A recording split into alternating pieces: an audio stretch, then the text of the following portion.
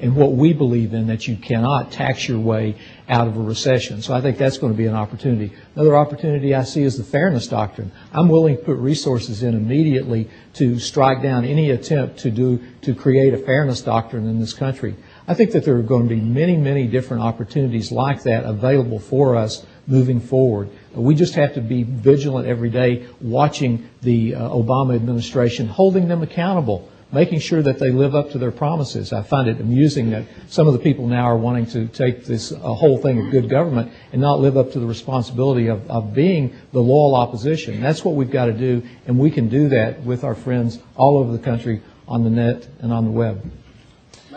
I think the critical issue here is movement to what, and what is it based on? Right now you have Republicans scratching their head going, who are we? What do we believe in? What do we stand for? And I think you can look first to the platform of this party, which in my view is one of the best political documents that's been written in the last 25 years. It gives you a sense of who we are and what we believe. And you take that and you drill it down and you make sure people appreciate what this cause has always been about. The individual, the freedom, the choices, the responsibilities, the opportunities to strike whatever dream you want for yourself. My mama was a sharecropper's daughter who made $3.38, the most she's ever made in her life. Yet she watched her son become lieutenant governor of a state. And she's watched her son and her daughter do things in this America that denied her those opportunities. That's the movement I think we want to get back to creating. That's what Ronald Reagan moved us to realize our full potential and what we were about as Americans and as Republicans. I think you begin there, then the policies and the issues take care of themselves, because then you know what you're fighting for and why you're fighting.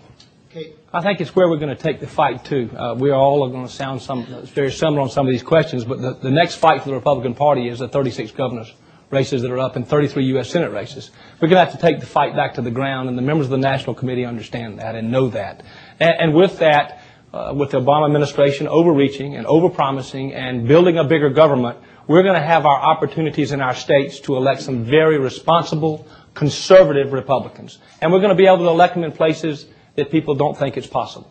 So I think they're going to give us a gift of an overreaching, overpowering government that will limit our freedom, that will limit our choices, whether it be in education or taxation, and that will give us an opportunity that I look forward to being a part of. I think the opposition is establishing the agenda, whether it be card check, big budget, government, you name it, they're setting the agenda. We must be ready to respond effectively and decisively. It really starts with creating the technological framework. We must move voter vault to an open source. That would allow us to do more effective work at the grassroots level in the counties and in the states across the country. Look, my grandmother once said that she had a friend, I had an aunt on every stoop and every window of the housing projects in which I grew up in the early part of my childhood. The young people today have the internet. We had the auntie net. Moved information just as fast. We must understand that this is not just about technology. This is about high tech and high touch. I'm going to be a leader that shows a competency in both high tech and high touch through effective communication and power sharing at the local level.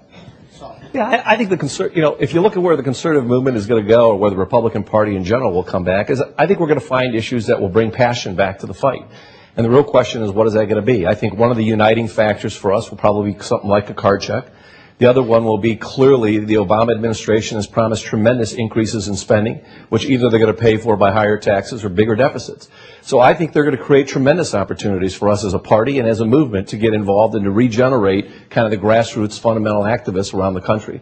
So whether it comes from there, and again, I agree with what Kate's saying on the governor's front. I think one of the most exciting things that will happen to us is that the governors are the future of our party. We will be running some of the sharpest people, some of the new young leaders of this country who will emerge also on the national scene by 2012 that will really be setting some of the agenda items that we'll be talking about. What is the Republican alternative? What is the conservative alternative to the things that Barack Obama and his administration proposed? And I think most of those will come from the states. I think to answer your question, simple, winners and losers. I don't think there's any doubt that the Obama campaign and Nancy Pelosi and Harry Reid are going to overreach on several agenda items that will inspire us to get involved.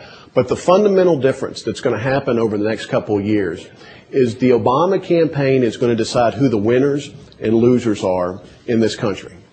Whether it's through a bailout or through higher taxes or through more government programs or through health care, they're going to make the decision for you whether you're a winner and loser. And in our party, we believe the exact opposite, that individuals have the ability to win or lose based on their own hard work or lack of work. And I think a challenge for us as a party over the next 2 years is to make sure the American public knows the difference, that at the end of the day, the Republican Party is going to stand for individuals, making their own decisions and being successful on their own, or are they going to stand with the Democrats who are going to make all the decisions for you? It comes down to who decides who the winners and losers are. Thank you. Okay, we have 3 more questions with the lightning round. If we can start with Michael Steele and go around, are you pro-life? Pro-life. Yes. Unabashedly pro-life. Yes. Yes. Yes. Do you support parental choice in education? Caden? Absolutely. Yes. Yes. Yes. Yes. Absolutely got it passed in Maryland. What was the biggest mistake of the Bush administration? Ken? Pushing through the bailout